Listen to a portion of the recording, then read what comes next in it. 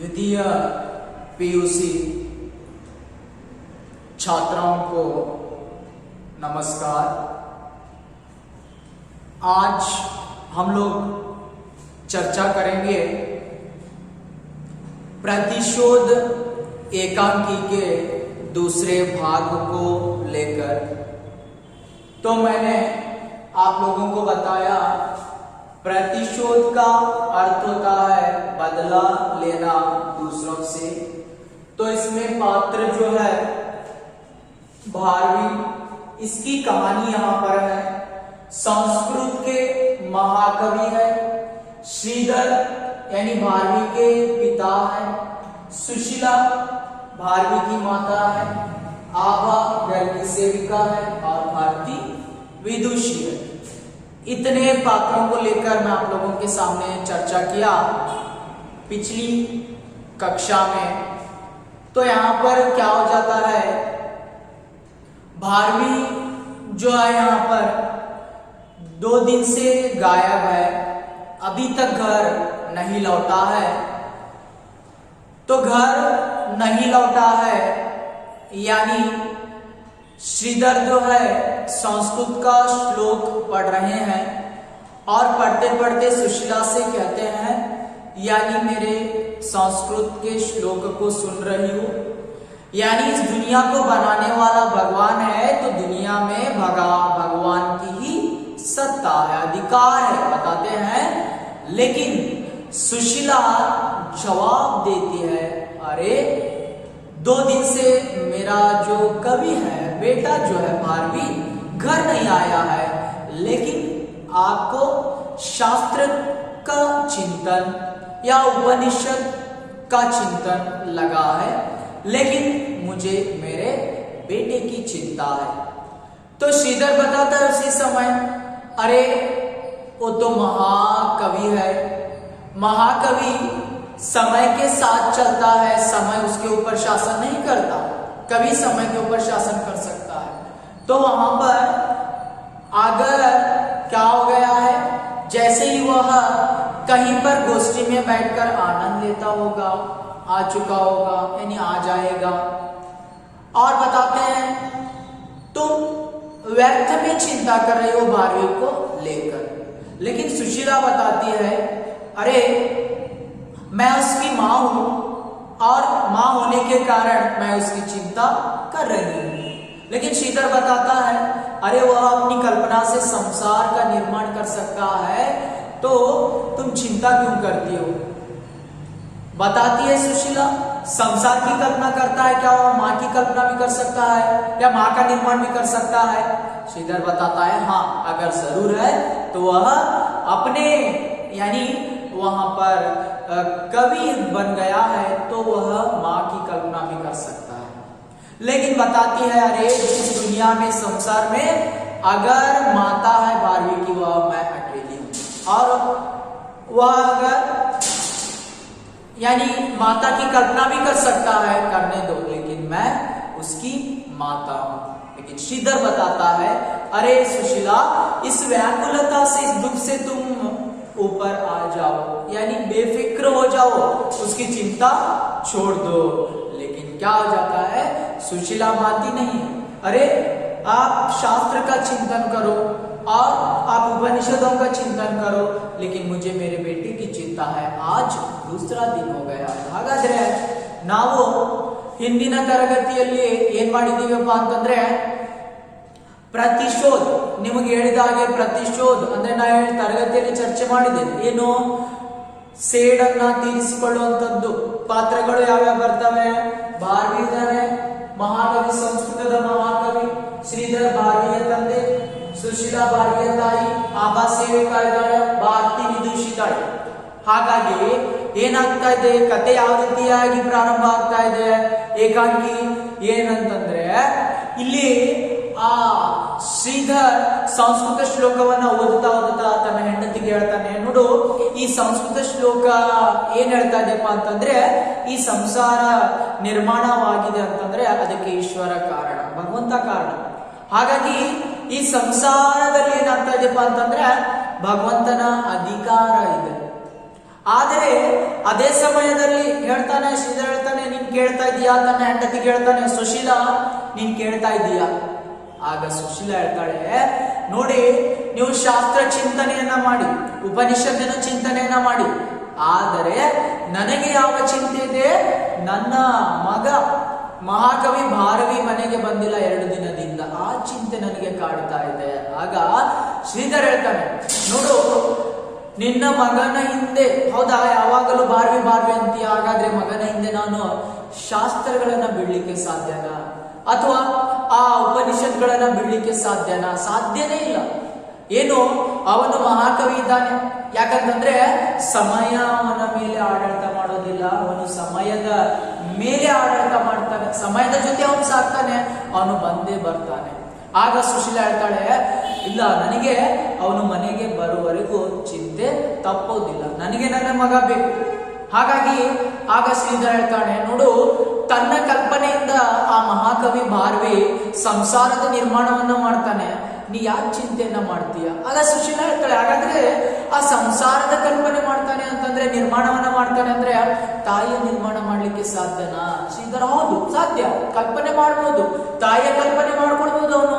ಆದರೆ ಸುಶೀಲಾ ಹೇಳ್ತಾಳೆ, ನಾನು ಅವನ ತಾಯಿ, ಈ ಸಂಸಾರದಲ್ಲಿ ಅವನ ಕಲ್ಪನೆ ಮಾಡಿದ್ರು ಸಹಿತ ನಾನೇ ಅವನ ತಾಯಿ ಅಂತೇಳಿ ಹೇಳ್ತಾ ಇದ್ದಾಳೆ. ಆಗ ಶ್ರೀಧರ್ ಹೇಳ್ತಾನೆ, ನೋಡು ಇಂಥ ವ್ಯಾಕುಲತೆ, ಈ ದುಃಖದಿಂದ ನೀನು ಹೊರಗೆ ಬಾ, ಯಾಕೆ ಚಿಂತೆನ ಮಾಡ್ತಾ ಇದೀಯಾ? ಅವನು ಬಂದೇ ಬರ್ತಾನೆ. ಆಗ ಸುಶೀಲಾ ಹೇಳ್ತಾಳೆ, ನೋಡಿ ನೀವು ಭಾರವಿಯ ತಂದೆ ಇದ್ದೀರಾ, ಶಾಸ್ತ್ರ ಚಿಂತನೆಯನ್ನ ಮಾಡಿ ಅಥವಾ ಆ ಉಪನಿಷತ್ಗಳನ್ನು ಓದಿ, ಆದ್ರೆ ನಾನು ಅವನ ತಾಯಿಯಾಗಿದ್ದೇನೆ, ನನಗೆ ನನ್ನ ಮಗನ ಬಗ್ಗೆ ಬಹಳಷ್ಟು ಚಿಂತೆ ಇದೆ ಅಂತ ಹೇಳ್ತಾರೆ. तो आगे देखिए, श्रीधर, सुशीला तुम व्यक्त ही चिंता करती हो, 12वीं कोई शिशु तो है नहीं, वह किसी गोष्ठी में बैठकर कविता का आनंद ले रहा होगा, यहाँ माता चिंतित हो रही है। बताता है, यानी यहाँ पर श्रीधर बताता है, अरे सुशीला अपने बेटे के बारे में छोड़ दो, अपने बेटे की चिंता छोड़ दो, वह महाकवि है, कोई यानी वहां पर गोष्ठी में बैठकर किसी का आनंद, कविता का आनंद ले रहा होगा, व्यर्थ में क्यों चिंता करते हो? ಆಗ ಶ್ರೀಧರ್ ಹೇಳ್ತಾನೆ ತನ್ನ ಹೆಂಡತಿಗೆ, ನೋಡು ಅವನು ಮಹಾಕವಿ ಆಗಿದ್ದಾನೆ, ಹೌದಾ, ಯಾವ್ದಾದ್ರೂ ಒಂದು ಗೋಷ್ಠಿಯಲ್ಲಿ ಕುತ್ಕೊಂಡು ಆನಂದವನ್ನ ಪಡಿತಾ ಇರ್ಬೋದು, ಕವಿತೆಯ ಆನಂದವನ್ನ, ಅವನು ಶಿಶು, ಸಣ್ಣ ಮಗುನ ಅಲ್ಲ, ಯಾಕೆ ಚಿಂತೆನ ಮಾಡ್ತಾ ಇದೀಯಾ? सुशीला आप इतने निष्ठुर कैसे हैं? क्या शास्त्र का चिंतन और पांडित्य मनुष्य को निष्ठुर बना देता है? मेरा भाई सुशीला बताती है, अरे आप मेरे पति बनकर या भार्गवी के पिता बनकर इतने निष्ठुर कैसे हो सकते हैं? नहीं हो सकते आप, यानी आपका शास्त्र का चिंतन या उपनिषद इतना निष्ठुर बना देता है. ಹಾಗಾದ್ರೆ ಇಷ್ಟು ನಿಷ್ಠುರ ಹೇಗಾಗಿದ್ದೀರಾ ನೀವು? ಹೆಂಡತಿ ಹೇಳ್ತಾಳೆ ತನ್ನ ಗಂಡನಿಗೆ, ಶ್ರೀಧರನಿಗೆ, ಯಾಕಪ್ಪ ಅಂತಂದ್ರೆ ಆ ನಿಮ್ಮ ಶಾಸ್ತ್ರ ಚಿಂತನೆ ಅಥವಾ ನಿಮ್ಮ ಉಪನಿಷತ್ಗಳು ಎಲ್ಲವೂ ನಿಮಗೆ ನಿಷ್ಠುರನನ್ನಾಗಿ ಮಾಡಿದಾವ. तो श्रीधर भारवी भारवी न तुम शांत रहोगी न मुझे शांत होने दोगी, भारवी मूर्ख है और तुम, श्रीधर बताता है, अरे हमेशा भारवी भारवी कहती हो, अरे भारवी भी मूर्ख है और तुम भी मूर्ख है. ಸಿಟ್ಟು ಬಂತು ಬಾಯಿಗೆ ಬಿಡ್ತಾನೆ. ಏನ್ ಹೇಳ್ತಾನೆ ಅಂತಂದ್ರೆ, ಯಾವಾಗಲೂ ಭಾರಿ ಭಾರಿ ಅಂತೀಯಲ್ಲ, ನೀನು ಮೂರ್ಖಳಿದೀಯ, ನಿನ್ನ ಮಗನು ಮೂರ್ಖನಿದ್ದಾನೆ. सुशीला बीच में, हाँ मैं भी मूर्खा, यदि पुत्र के लिए माँ की ममता मूर्खता है तो ऐसी मूर्खता सदैव ही मुझ में बनी रहे. आप पंडित बने, शास्त्री हो, विद्या के आचार्य हो, मेरे लाल को मूर्ख समझे और मुझे भी. सुशीला बताती है, अरे हाँ सच सच मैं भी मूर्ख हूँ और तुम भी मूर्ख हो, यानी मेरे बेटे को भी मूर्ख कहा. अरे आप तो शास्त्र का चिंतन करते हैं, पंडित है, आप तो मूर्ख नहीं बन सकते, और मैं और मेरा बेटा सच में मूर्ख है, कहती है सुशीला. ಸಿಟ್ಟಿನಿಂದ ಹೇಳ್ತಾಳೆ, ಹೌದು ನಾನು ನೀವು ಹೇಳಿದಾಗೆ ನಾನು ಮೂರ್ಖಳಿದ್ದೇನೆ, ತದನಂತರ ನನ್ನ ಮಗನು ಮೂರ್ಖ ಇದ್ದಾನೆ, ಮೂರ್ಖರು ಬೇಡಿ, ಆದ್ರೆ ನೀವು ಶಾಸ್ತ್ರ ಚಿಂತನೆಯನ್ನ ಮಾಡ್ತೀರಾ, ಪಾಂಡಿತ್ಯವನ್ನ ಹೊಂದಿದ್ದೀರಾ, ನೀವು ಮೂರ್ಖರಲ್ಲ ಅಂತ ಹೇಳಿ ತನ್ನ ಹೆಂಡತಿಗೆ ಹೇಳ್ತಾ ಇದ್ದಾನೆ. ಶ್ರೀಧರ್, सुशीला अब तुम्हें कैसे समझाओ? सुशीला, कहीं आप ही ने उसे घर आने से नहीं रोक दिया?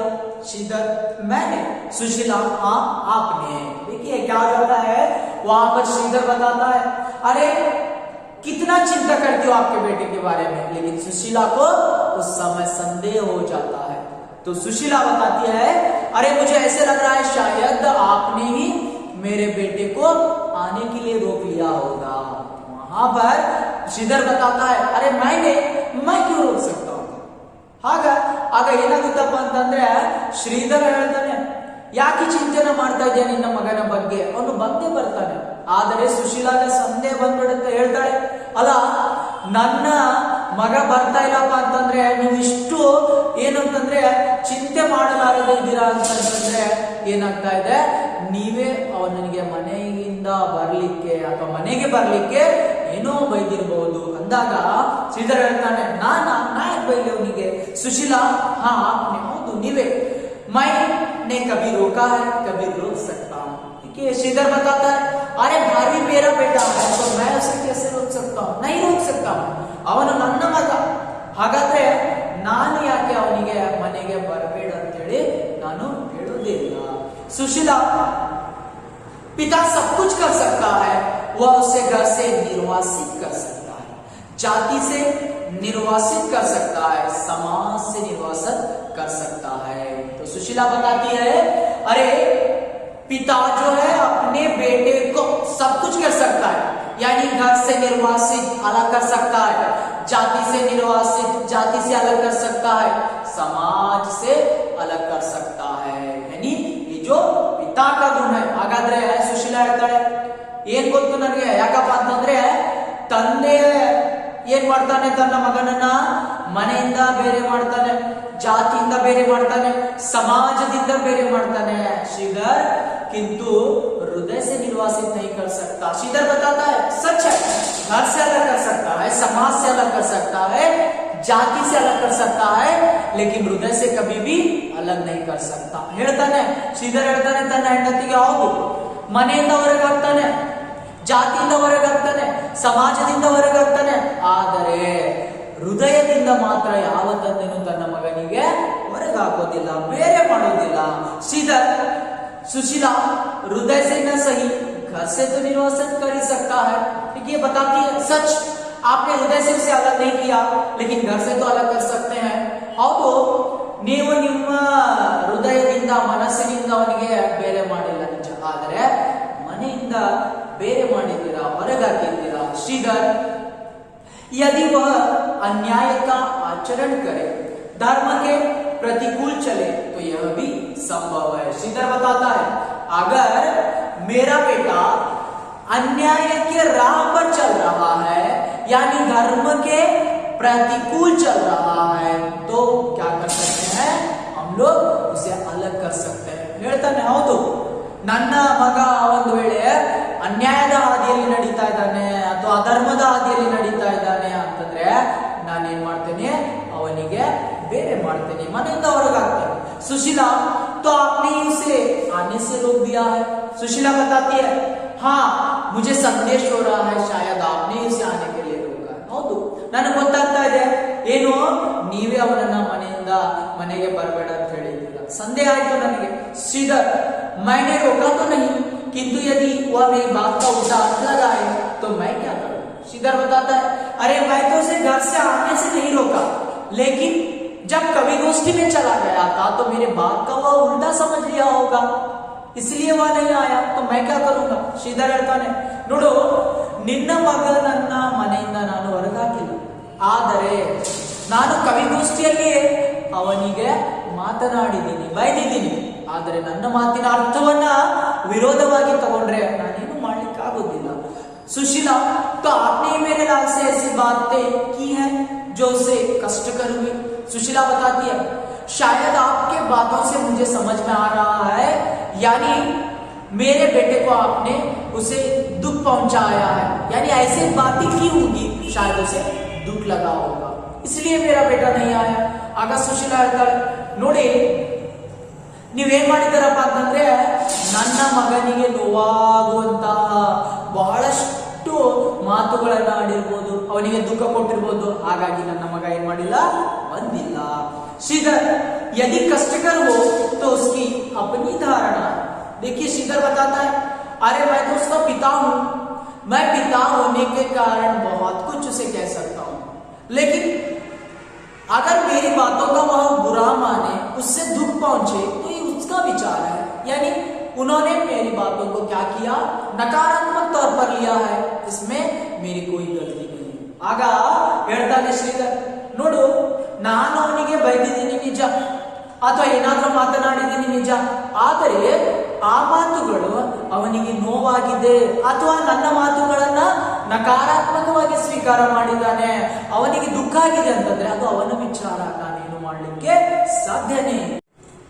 ಹಾಗಾದ್ರೆ ನನ್ನ ಮಾತುಗಳನ್ನ ಅವನು ತಪ್ಪು ತಿಳ್ಕೊಂಡಿದ್ದಾನಂದ್ರೆ ಅದನ್ನ ಏನ್ ಮಾಡ್ಲಿಕ್ಕೆ साध्यನೇ ಇಲ್ಲ, ಅವನ विचार।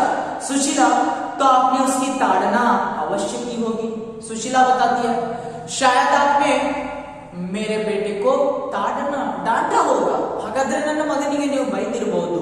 श्रीधर, यदि पिता चाहता है कि उसका पुत्र सुमार्ग पर चले तो कभी कभी ताड़ना अनिवार्य हो जाता है। देखिए सुमार्ग उपसर्ग इसमें, सु अधिक मार्ग, तो यहाँ पर क्या हो जाता है, श्रीधर बताता है, यदि पिता अगर चाहता है, यानी मेरा बेटा, अपना बेटा या किसी का हो, अगर सुमार्ग पर नहीं चलता है, यानी अच्छे पर नहीं चलता है, तो कभी कभी उसे ताड़ना भी अनिवार्य हो जाता है। ಹಾಗಾದ್ರೆ ನನ್ನ ಮಗ ಸುಮಾರ್ಗ ಒಳ್ಳೆ ದಾರಿಯಲ್ಲಿ ಹೋಗ್ತಾ ಇಲ್ಲ, ಕೆಟ್ಟ ದಾರಿಯಲ್ಲಿ ನಡೀತಾ ಇದ್ದಾನೆ ಅಂತಂದ್ರೆ ನಾನು ಅವನಿಗೆ ಬೈಯುವಂತದ್ದು। सुशीला, इसलिए वह नहीं आया, मैं कारण जान सकती हूँ। देखिए सुशीला बताती है, अरे अगर मेरे बेटे को आपने डांटा है तो मेरा बेटा अभी तक नहीं आया, तो डांटा है, क्यों डांटा है, क्या मैं कारण पूछ सकती हूँ, मुझे कारण बता दो। ಹಾಗಾದ್ರೆ ಯಾಕೆ ಹೊಡೆದಿದ್ದೀರಾ, ಯಾಕೆ ಬೈದಿದ್ದೀರಾ ನನ್ನ ಮಗನಿಗೆ, ಯಾಕೆ ಅವನು ಬಂದಿಲ್ಲ, ನಾನು ಕಾರಣವನ್ನ ಕೇಳಬಹುದಾ? श्रीधर, अवश्य, इधर मैंने देखा कि वह शास्त्रार्थ में अनेक पंडितों को पराजित कर रहा है। श्रीधर बताता है, अरे आज मैं तुम्हें कारण बताता हूं, यानी जैसे ही गांव के आसपास के सारे पंडित आते थे, सारे पंडितों को हरा देता था कौन, कवि भारवी शास्त्रार्थ में। ಹಾಗಾದ್ರೆ ಕವಿ ಭಾರ್ವಿ ಏನ್ ಮಾಡ್ತಾ ಇದ್ದಪ್ಪ ಅಂತಂದ್ರೆ ಅಕ್ಕಪಕ್ಕದ ಹಳ್ಳಿಯಿಂದ ಯಾರ್ಯಾರು ಬರ್ತಾ ಇದ್ರು ಎಲ್ಲರನ್ನ ಏನ್ ಮಾಡ್ತಾ ಇದ್ದ ಅಂತಂದ್ರೆ ಶಾಸ್ತ್ರಾರ್ಥಗಳಲ್ಲಿ ಸೋಲಿಸ್ತಾ ಇದ್ದ। सुशीला, तो यह तो आपकी प्रसन्नता का विषय होना चाहिए। सुशीला बताती है, सच, ये तो आपकी प्रसन्नता है ना, आपका बेटा अगर शास्त्रार्थ में दूसरों को हरा दे रहा है, ये बहुत प्रसन्नता की बात है। ಹಾಗಾದ್ರೆ ನಿಮ್ಮ ಮಗ ಶಾಸ್ತ್ರಾರ್ಥಗಳಲ್ಲಿ ಎಲ್ಲರನ್ನ ಸೋಲಿಸ್ತಾ ಇದ್ದಾನೆ ಅಂತಂದ್ರೆ ಇದು ಒಳ್ಳೆಯ ವಿಷಯ ಅಲ್ಲ, ನಿಮಗೆ ಖುಷಿ ಆಗುವಂತ ವಿಷಯ। श्रीधर, होना तो चाहिए, किंतु इधर मैंने देखा कि पंडितों की हार से उसका अहंकार बढ़ता जा रहा है, उसे अपनी विद्वत्ता का घमंड हो गया है, उसका गर्व सीमा का अतिक्रमण कर रहा है, यह मुझे सहन नहीं हो सकता। श्रीधर बताता है, अरे आपका बेटा महाकवि भारवी क्या कर रहा था, यानी शास्त्रार्थ में सारे लोगों को हरा दे रहा था, ये तो बात सच है, लेकिन उसी के साथ साथ आपका जो बेटा है, यानी सारे लोगों को हराने से उसके मन में अहम बढ़ रहा था, अहंकार बढ़ रहा था, और वह अहंकार बढ़ने के कारण वो जो अपने गर्व को अतिक्रमण कर रहा था, वो जो सीमा को पार कर रहा था, और उसे अपने विद्वत्ता, अपने ज्ञान पर, अपने पांडित्य पर घमंड हो रहा था, अहंकार हो रहा था। इसलिए मैंने क्या किया, भरी सभा में आपके बेटे को डांटा। ಹಾಗಾದ್ರೆ ಶ್ರೀಧರ್ ಅಂತಾನೆ ಸುಶೀಲಾಗೆ, ನೋಡು ನಿನ್ನ ಮಗ ಎಲ್ಲ ಕವಿಗೋಷ್ಠಿಯಲ್ಲಿ ಎಲ್ಲರನ್ನ ಸೋಲಿಸ್ತಾ ಇದ್ದ ನಿಜ, ನನಗೂ ಸಂತೋಷ ಆಗ್ಬೇಕು ನಿಜ, ಆದರೆ ನಿನ್ನ ಮಗ ಯಾವಾಗ ಹೆಚ್ಚು ಜ್ಞಾನವನ್ನ ಪಡೆದ, ಬೇರೆಯವರನ್ನ ಸೋಲಿಸ್ತಾ ಇದ್ದ, ಆಗ ಅವನ ಮನಸ್ಸಿನಲ್ಲಿ ಅಹಂಕಾರ ಬೆಳೀತಾ ಇತ್ತು, ತನ್ನ ಪಾಂಡಿತ್ಯದ ಅಹಂಕಾರ ಅವನಲ್ಲಿತ್ತು। ಹಾಗಾಗಿ ತನ್ನ ಗರ್ವ, ತನ್ನ ಹೆಮ್ಮೆಯ ಬಗ್ಗೆ ಅವನು ಏನ್ ಮಾಡ್ತಾ ಇದ್ದ, ಅತಿಕ್ರಮಣ, ಆ ಒಂದು ರೇಖೆ ಇರುತ್ತಲ್ಲ, ಆ ರೇಖೆಯ ಉಲ್ಲಂಘನೆ ಮಾಡ್ತಾ ಇದ್ದ, ಅಂದ್ರೆ ಯಾವಾಗಲೂ ಅಹಂಕಾರಿ ಆಗ್ತಾ ಇದ್ದ। ಹಾಗಾಗಿ ಅವನ ಅಹಂಕಾರ ದೂರ ಆಗ್ಬೇಕಂತಂದು ಆ ಕವಿ ಗೋಷ್ಠಿಯಲ್ಲಿ ಅವನಿಗೆ ಬೈದಿದ್ದೀನಿ. सुशीला, तो आप क्या आप मेरे लाल से ईर्ष्या करते हैं? तो सुशीला बताती है, सच क्या आप मेरे बेटे से ईर्ष्या द्वेष करते हैं? ಹಾಗಾದ್ರೆ ನನ್ನ ಮಗನಿಗೆ ದ್ವೇಷವನ್ನ ಮಾಡ್ತೀರಾ? ಶ್ರೀಧರ್, मूर्ख हो तुम भी. क्या पिता भी पुत्र से कभी ईर्ष्या कर सकता है? क्या बीजांकुर अपने पुष्प से कभी ईर्ष्या करेगा? किंतु मैं यह सहन नहीं कर सकता कि मेरा पुत्र दम्भी हो. दम्भी यानी अहंकारी. आपको एक प्रश्न के लिए आ जाता है. तो यहां पर श्रीधर बताता है, अरे सुशीला, तुम बहुत बड़ी मूर्खा हो. यानी कोई भी पिता अपने बेटे से द्वेष नहीं कर सकता, ईर्ष्या नहीं कर सकता, लेकिन क्या हो रहा है, उसका अहम बढ़ रहा है. उदाहरण के साथ बताता है, अगर एक जो बीज होता है, यानी बीज बड़ा होकर यहाँ पर जो पेड़ बनता है या पेड़ में फूल होता है, तो वहां पर जो बीजांकुर है कभी भी अपने फूल से द्वेष नहीं कर सकता.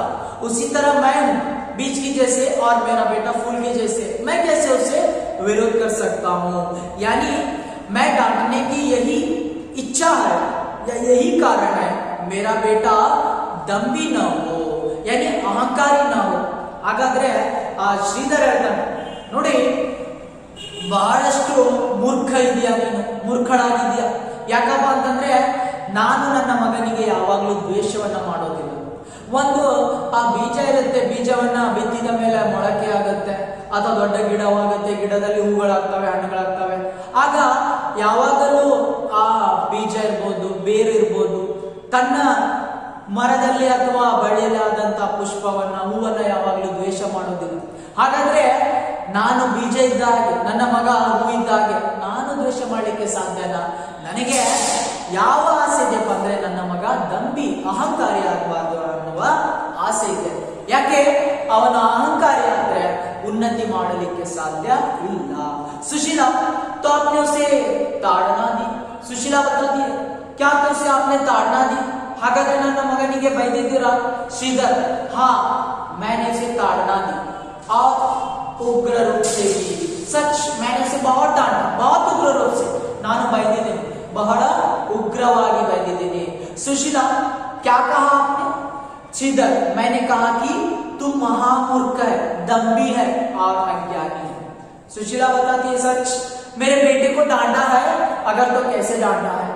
यानी मैंने कहा, अरे भरी सभा में मैंने कहा तू बहुत बड़ा मूर्ख है, अज्ञानी है, दम्भी है, यानी अहंकारी है. ಆಗ ನಾನು ಯಾವ ಸುಶೀಲಾ ಕೇಳ್ತಾಳೆ, ಹಾಗಾದ್ರೆ ನನ್ನ ಮಗನಿಗೆ ಬೈದಿದ್ದೀರಲ್ಲ, ಯಾವ ರೀತಿಯಾಗಿ ಬೈದಿದ್ದೀರಾ, ಏನಂತೇಳಿ ಬೈದಿದ್ದೀರಾ? ಶ್ರೀಧರ್ ಹೇಳ್ತಾನೆ, ತುಂಬಿದ ಸಭೆಯಲ್ಲಿ ನೀನು ಬಹಳ ಮೂರ್ಖನಿದೀಯಾ, ಅಹಂಕಾರಿ ಇದೆಯಾ, अज्ञानी दिया अंतरे बೈದಿದ್ದೀನಿ. सुशीला, या आपने 12वीं से एकांत में कहा या पंडितों के सामने? श्रीधर, पंडितों के सामने. मुझे किसका संकोच है? पंडितों के सामने ही मैंने अनुशासन किया. तो श्रीधर, सुशीला बताती है, अरे मेरे बेटे को आपने डांटा तो सच है, क्या उसे अकेले में डांटा या सारे लोगों के सामने डांटा? बताता है श्रीधर, अरे मैंने उसे भरी सभा में सारे लोगों के यानी महापंडितों के सामने ही डाला, क्योंकि मुझे अनुशासन प्रमुख था, यानी मैं अनुशासन के साथ ही चला. ಆಗ ಸುಶೀಲಾ ಹೇಳ್ತಾಳೆ, ನನ್ನ ಮಗನಿಗೆ ನೀವು ಬೈದಿದ್ದೀರಲ್ಲ, ತುಂಬಿದ ಸಭೆಯಲ್ಲಿ ಎಲ್ಲರ ಮುಂದೆ ಬೈದಿದ್ದೀರೋ ಅಥವಾ ಏಕಾಂತದಲ್ಲಿ ಬೈದಿದ್ದೀರೋ? ಶ್ರೀಧರ್ ಹೇಳ್ತಾನೆ, ನನಗೆ ಯಾವ ಹೆದರಿಕೆನೂ ಇಲ್ಲ. ನಾನು ನನ್ನ ಮಗನಿಗೆ ತುಂಬಿದ ಸಭೆಯಲ್ಲಿ ಬೈದಿದ್ದೀನಿ, ಯಾಕಂದ್ರೆ ನನಗೆ अनुशासन शिस्तु पालने ಬೇಕಾಗಿತ್ತು. सुशीला, पंडितों के सामने ही पंडितों ने क्या कहा? अरे आपने पंडितों के सामने मेरे बेटे को डांटा है, तो पंडितों ने क्या कहा? ಹಾಗಾದ್ರೆ ನನ್ನ ಮಗನಿಗೆ ಪಂಡಿತರ ಮುಂದೆ ಬೈದಿದ್ದೀರಾ? ಏನು पंडितर ಏನಂದಿದ್ದಾರೆ? कहते क्या, वे 12वीं की ओर देखकर हंसने लगे, 12वीं के स्वर में ही बोलकर वे उसका परिहास करने लगे और ताली पीटने लगे. श्रीधर बताता है, अरे क्या कहते, वे भारवी को देखकर हंसने लगे और भारवी के स्वर में ही बोलकर उसका परिहास करने लगे, उसका मजाक उड़ाने लगे और तालियां पीटने लगे। ಆಗ ಶ್ರೀಧರ್ ಹೇಳ್ತಾನೆ, ನಾನು ಬೈದಾಗ ತುಂಬಿದ ಸಭೆಯಲ್ಲಿ ಎಲ್ಲರೂ ಆ ಎಲ್ಲ ಮಹಾಕವಿಗಳು ಪಂಡಿತರು ಏನ್ ಮಾಡಿದ್ರಪ್ಪ ಅಂತಂದ್ರೆ ನಗಲಿಕ್ಕೆ ಪ್ರಾರಂಭ ಮಾಡಿದ್ರು. ನಗತಾ ನಗತಾ ಭಾರವೀಯ ಸ್ವರದಲ್ಲಿ ಅನುಕರಣೆಯನ್ನ ಮಾಡಿದ್ರು, ಅವನ ಪರಿಹಾಸ ತಮಾಷೆಯನ್ನ ಮಾಡಿದ್ರು, ಎಲ್ಲರೂ ಚಪ್ಪಾಳೆಯನ್ನ ತಡ್ತಾ ಇದ್ರು. ಅವನನ್ನ ನೋಡಿ ಅವನಿಗೆ ಬಹಳಷ್ಟು ನಿಂದನೆಯಾಯಿತು. सुशीला और बेचारा भारवी, तो देखिए सुशीला बताती है, अरे बेचारा भारवी क्या किया, हागाದ್ರೆ ನನ್ನ ಮಗ ಏನ್ ಮಾಡ್ದ, भारवी ने एक बार व्यतीत दृष्टि से मेरी ओर देखा, फिर ग्लानि से अपने हाथों से अपना मुंह छिपा लिया और चुपचाप एक और चला गया। श्रीधर बताता है, अरे भारवी क्या किया, व्यतीत दृष्टि से मेरी ओर देखा, यानी दुखों की नजरों से मेरी ओर देखा और ग्लानि दुख से शर्माते हुए वह अपने मुख को छिपा लिया और चुपचाप एक और गुस्से से चला गया। ಹಾಗಾದ್ರೆ ಏನ್ ಮಾಡಿದಪ್ಪ ಮಗ ಅಂತಂದ್ರೆ, ನಾನು ಬೈದಾಗ ವ್ಯತೀತ ಬಹಳ ದುಃಖದ ದೃಷ್ಟಿಯಿಂದ ನನ್ನನ್ನ ನೋಡಿದ, ನಂತರ ದುಃಖದಿಂದ ಮುಖವನ್ನ ನಾಚಿಕೆಯಿಂದ ಏನ್ ಮಾಡ್ತಾನೆ ಅಂತಂದ್ರೆ ಅವನು ಬೇರೆ ಕಡೆಗೆ ಹೋಗ್ಬಿಡ್ತಾನೆ. आपने रोका नहीं, सुशीला बताती है, क्यों आपने मेरे बेटे को क्यों नहीं रोका, ಹಾಗಾದ್ರೆ ನೀವ್ಯಾಕೆ ನನ್ನ ಮಗನನ್ನ ಏನು ಅವನಿಗೆ ನಿಲ್ಲಿಸಲಿಲ್ಲ, ತಡೆಯಲಿಲ್ಲ. नहीं, यदि रोकता तो अनुशासन की मर्यादा कैसे थी, बताता है श्रीधर, अरे सारे लोगों के सामने मुझे अनुशासन प्रमुख था, अगर मैं उसे रोकता तो अनुशासन की मर्यादा चले जाती. ನೋಡು, ಎಲ್ಲ ಕವಿಗಳ ಮುಂದೆ ನಾನು ಅವನಿಗೆ ಬೈದಿದ್ದೀನಿ ಅಂತಂದ್ರೆ ನನಗೆ ಅನುಶಾಸನ, ಶಿಸ್ತು, ನಿಯಮ ಪಾಲನೆ ಬಹಳ ಪ್ರಮುಖ. ನಾನು ಅವನಿಗೆ ತಡೀತಿದ್ರೆ ನಿಯಮ ಪಾಲನೆ ಉಲ್ಲಂಘನೆ ಆಗ್ತಾ ಇತ್ತು, ಹಾಗಾಗಿ ನಾನು ಸುಮ್ಮನಾದೆ. मेरे लाल से अधिक प्रिय आपको आपने अनुशासन की मर्यादा है, देखिए, अरे मेरे बेटे से यानी आपके बेटे से आपको अनुशासन की मर्यादा प्रमुख है. ಹಾಗಾದ್ರೆ ನಿಮಗೆ ನನ್ನ ಮಗನಿಂದ ಅಥವಾ ನನ್ನ ಮಗನಕ್ಕಿಂತಲೂ ನಿಮ್ಮ ಅನುಶಾಸನ, ಶಿಸ್ತು, ಆ ನಿಯಮ ಪ್ರಮುಖವಾಗಿದೆಯಾ? सुशीला, मुंह में मत बो, अनुशासन की मर्यादा पर बड़े बड़े व्यक्ति का बलिदान किया जा सकता है. एक मास के लिए आ जाता है, अंडरलाइन कीजिए. तो श्रीधर बताता है, अरे सुशीला मुंह में मत आ जाओ, यानी अनुशासन की मर्यादा पर बड़े बड़े व्यक्तियों का क्या हो जाता है, यानी वहां पर बलिदान किया जा सकता है, क्योंकि अनुशासन है, नियम है, यानी शिष्टाचार है. ಹಾಗಾದ್ರೆ ಶ್ರೀಧರ್ ಹೇಳ್ತಾನೆ, ನೋಡು, ಅನುಶಾಸನದ ಬಗ್ಗೆ ಮಾತನಾಡಲಿಕ್ಕೆ ಹೋಗ್ಬೇಡ, ಶಿಸ್ತು ನಿಯಮದ ಬಗ್ಗೆ ಮಾತನಾಡಬೇಡ. ಯಾಕಂದ್ರೆ ಆ ಶಿಸ್ತು ನಿಯಮದ ಹೆಸರು ಬಂತಂದ್ರೆ ದೊಡ್ಡ ದೊಡ್ಡ ವ್ಯಕ್ತಿಗಳೇ ತನ್ನ ಪ್ರಾಣವನ್ನ ಬಲಿದಾನವನ್ನ ಮಾಡ್ತಾರೆ. सुशीला, ओह, आपके क्रोध को देखते हुए वह अब फिर घर लौटकर नहीं आएगा. मेरा भारवी आप घर लौटकर नहीं आएगा, आपने अनुशासन की वेदी पर उसका बलिदान कर दिया. तो सुशीला बताती है, अरे आप जैसे क्रोध में से डांटा है, तो सच मैं आपको बताती हूं, मेरा बेटा कभी भी घर लौटकर नहीं आएगा. यानी मेरा जो भारवी अब घर लौटकर नहीं आएगा, आप अनुशासन की मर्यादा पर मेरे बेटे का या अनुशासन की वेदी पर आप मेरे बेटे को बलिदान किया है. ಆಗ ಸುಶೀಲಾ ಹೇಳ್ತಾಳೆ, ಹಾಗಾದ್ರೆ ನೀವು ಬೈದಿದ್ದೀರಾ, ಅಷ್ಟು ದುಃಖವನ್ನ ಮಾಡಿದ್ದೀರಾ ಅವನಿಗೆ ಅಂತಂದ್ರೆ ನನ್ನ ಮಗ ವಾಪಸ್ಸು ಬರೋದಿಲ್ಲ. ನೀವು ಆ ಅನುಶಾಸನದ ವೇದಿಕೆಯ ಮೇಲೆ ನನ್ನ ಮಗನ ಪ್ರಾಣವನ್ನ ಏನ್ ಮಾಡಿದ್ದೀರಾ, ಬಲಿದಾನವನ್ನ ಮಾಡಿದ್ದೀರಾ, ನನ್ನ ಮಗ ವಾಪಸ್ಸು ಮನೆಗೆ ಬರೋದಿಲ್ಲ. श्रीधर, क्यों इससे पहले भी मैंने उसकी अनेक बार ताड़ना की है, फिर भी वह घर आया है, इस बार क्या नहीं आएगा? श्रीधर बताता है, अरे इससे पहले मैं बहुत बार उसे डांटा हूं, वह बहुत बार आ चुका है घर, अभी क्यों नहीं आएगा? ಆಗ ಶ್ರೀಧರ್ ಹೇಳ್ತಾನೆ, ನೋಡು, ಮೊದಲು ಬಹಳಷ್ಟು ಸಾರಿ ನಾನು ಅವನಿಗೆ ಬೈದಿದ್ದೀನಿ, ಹೌದಾ, ಹಾಗಾದ್ರೆ ಅವನು ಮನೆಗೆ ಬಂದಿದ್ದಾನೆ, ಇವಾಗ ಯಾಕೆ ಬರೋದಿಲ್ಲ, ಬಂದೇ ಬರ್ತಾನೆ.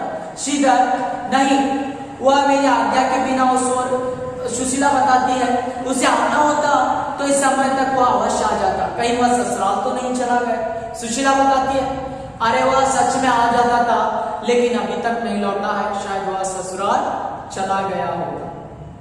ಹಾಗಾದ್ರೆ ನನ್ನ ಮಗ ಇನ್ನೂ ಬರಲಿಲ್ಲ ಅಂತಂದ್ರೆ ತನ್ನ ಹೆಂಡತಿ ಮನೆಗೆ ಹೋಗಿ नहीं, वह मेरे आज्ञा के बिना उस ओर एक पग भी नहीं रख सकता। श्रीधर बताता है, अरे वह मेरे आज्ञा के बिना एक पग भी नहीं चल सकता, वहां पर एक कदम भी नहीं रख सकता अपने ससुराल में। ಹಾಗಾದ್ರೆ ಶ್ರೀಧರ್ ಹೇಳ್ತಾನೆ, ನೋಡು ನನ್ನ ಆದೇಶ ಇಲ್ಲಲಾರದೆ ನಿನ್ನ ಮಗ ತನ್ನ ಹೆಂಡತಿ ಮನೆಗೆ ಹೋಗೋದಿಲ್ಲ। चुप सुशीला, तब कहीं उसने आत्महत्या, चुप सुशीला यह शब्द अपने मुख से न निकाला। श्रीधर पंडित का पुत्र इतना पति नहीं हो सकता। तो यहाँ पर देखिए, पति गिरा हुआ नीच। सुशीला बताती है, क्या मेरा बेटा आत्महत्या कर लिया होगा? लेकिन श्रीधर बताता है, अरे कौन सी बात कर रही हो, यानी मेरा बेटा जो है कभी भी ऐसी हरकत नहीं कर सकता, इतना पति गिरा हुआ नीच नहीं बन सकता, आत्महत्या नहीं कर सकता। ಆಗ ಸುಶೀಲಾ ಹೇಳ್ತಾಳೆ, ಅವನು ಆತ್ಮಹತ್ಯೆನ ಮಾಡಲಿಕ್ಕೆ ಸಾಧ್ಯನೇ ಇಲ್ಲ। ಶ್ರೀಧರ್, ನೋಡು ನನ್ನ ಮಗ ಇಷ್ಟು ಪಂಡಿತನ ಮಗ, ಅವನು ಆತ್ಮಹತ್ಯೆ ಹೇಗ್ ಮಾಡ್ಕೊಳ್ತಾನೆ, ಮಾಡ್ಲಿಕ್ಕೆ ಸಾಧ್ಯನೇ ಇಲ್ಲ। ಸುಶೀಲಾ, ಈ ರೀತಿ ಚಿಂತೆಯನ್ನ ಮಾಡಬೇಡ, ಯಾಕಂದ್ರೆ ಪಂಡಿತನ ಮಗ ಇಷ್ಟು ಕೀಳು ಯೋಚನೆಯನ್ನ ಮಾಡೋದೇ ಇಲ್ಲ। तब निश्चय ही वह देशांतर चला गया। सुशीला बताती है, क्या देशांतर चला गया होगा? ಹಾಗಾದ್ರೆ ಬೇರೆ ಕಡೆ ದೇಶವನ್ನ ಬಿಟ್ಟು ಹೋಗಿದ್ದಾನ, ರಾಜ್ಯವನ್ನ ಬಿಟ್ಟು ಹೋಗಿದ್ದಾನ? हाँ, देशांतर जा सकता है, किंतु जिस श्रद्धा से वह तुम्हें सम्मान देता है उसे देखते हुए वह तुम्हारे आज्ञा के बिना देशांतर नहीं जा सकता। श्रीधर बताता है, अरे देशांतर बाहर तो जा सकता है लेकिन आपके आज्ञा के बिना वह नहीं जा सकता। ನೋಡು, ದೇಶಾಂತರ ಅಂತ ಇದೆಯಾ, ಬೇರೆ ರಾಜ್ಯ ಬೇರೆ ದೇಶ, ಹಾಗಾದ್ರೆ ನಿನ್ನ ಆಜ್ಞೆಯನ್ನ ಇಲ್ಲಲಾರದೆ, ನಿನ್ನ ಆದೇಶ ಇಲ್ಲಲಾರದೆ ಅವನು ಹೋಗೋದಿಲ್ಲ, ಯಾಕಂದ್ರೆ ನಿನಗೆ ಬಹಳಷ್ಟು ಗೌರವನ್ನ ಕೊಡ್ತಾ ಇದ್ದಾನೆ। तो अगले बात को यानी मैं आप लोगों के सामने चर्चा करूंगा अगली कक्षा में। ಮುಂದಿನ ತರಗತಿಯಲ್ಲಿ ನಾನು ಏನ್ ಮಾಡ್ತಾ ಇದ್ದೀನಿ, ನಿಮಗೆ ಎಲ್ಲ ಮುಂದಿನ ವಿಚಾರಗಳನ್ನ ತಿಳಿಸ್ತಾ ಇದ್ದೀನಿ।